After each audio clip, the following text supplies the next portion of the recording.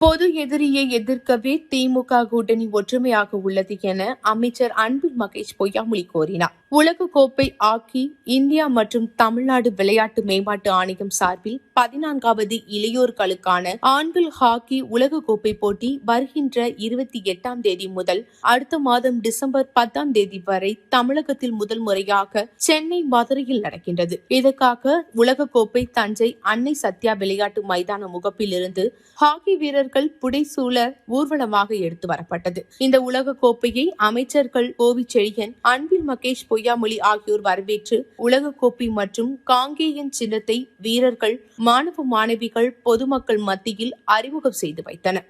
நிகழ்ச்சியில் முரசொலி எம்பி, எம்எல்ஏக்கள் Durai Chandrasekaran, TKG Neelamegam, mayor Sun Ramanathan, துணை மேயர் அஞ்சுகம் பூபதி, தஞ்சாவூர் ஹாக்கி கழக தலைவர் கிருஷ்ணசாமி பாண்டையார், செயலாளர் ராஜ்குமார், இணை செயலாளர் கண்ணிக்கினியால், பொருளாளர் ஹெர்பர்ட் ஜோன்ஸ், மாவட்ட விளையாட்டு அலுவலர் டேவிட் டேனியல், முதன்மை மாவட்ட கல்வி அதிகாரி பேபி, மாவட்ட கல்வி அதிகாரி மாதவன், சதய விழா குழு தலைவர் செல்வம், மாவட்ட உடற்கல்வி ஆய்வாளர் கற்பகம் மற்றும் ஹாக்கி வீரர்கள், பொதுமக்கள் உள்பட பலர் கலந்து கொண்டனர். பின்னர் அமைச்சர் அன்பில் மகேஷ் பொய்யாமொழி நிருபர்களிடம் பேசியதாவது: ஆசிய அளவிலான ஹாக்கி விளையாட்டு போட்டி ஒடிசா மாநிலத்தில் தான் நடைபெறும். துணை முதலமைச்சர் முயற்சியால் தமிழகத்தில் ஆசிய அளவிலான ஹாக்கி போட்டியை காண்பித்தோம். உலகக்கோப்பை என்பது சாதாரணமான விஷயம் இல்லை. ஒட்டுமொத்த உலகமுமே திரும்பி பார்க்கும் அளவிற்கு சென்னை மற்றும் மதுரையில் நடைபெறும் உலகக்கோப்பை போட்டிகளில் உலக நாடுகளிலிருந்து பலர் கலந்து கொள்கின்றனர். இதன் மூலம் உலகத்தின் பார்வை தமிழகத்தின் மீது விடும்.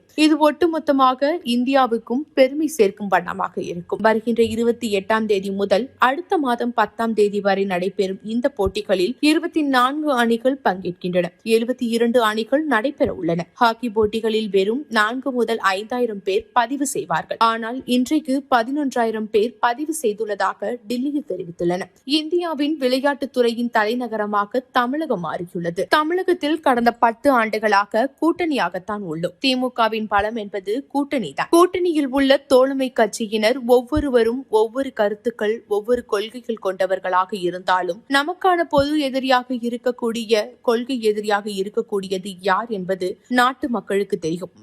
அவர்களை எதிர்க்க வேண்டிய மிகப்பெரிய கட்டாயம் நமக்கு இருப்பதினால் ஒற்றுமையாக, தோழமை உணர்வுடன் எங்களது வெற்றி கூட்டணிக்கான பலத்திற்கான வெற்றியாகத்தான், ஒற்றுமையாக தோழமை உணர்வுகளோடு எங்களது வெற்றி கூட்டணி பலத்திற்கான வெற்றியாகத்தான் பார்ப்போம். அப்போது அமைச்சரிடம் ராகுல் காந்தி விஜயுடன் பேசியிருப்பதாக கூறப்படுகிறதே என கேட்டபோது, எனக்கு தெரியாது, அவர்களிடம்தான் கேட்க வேண்டும் என்றார்.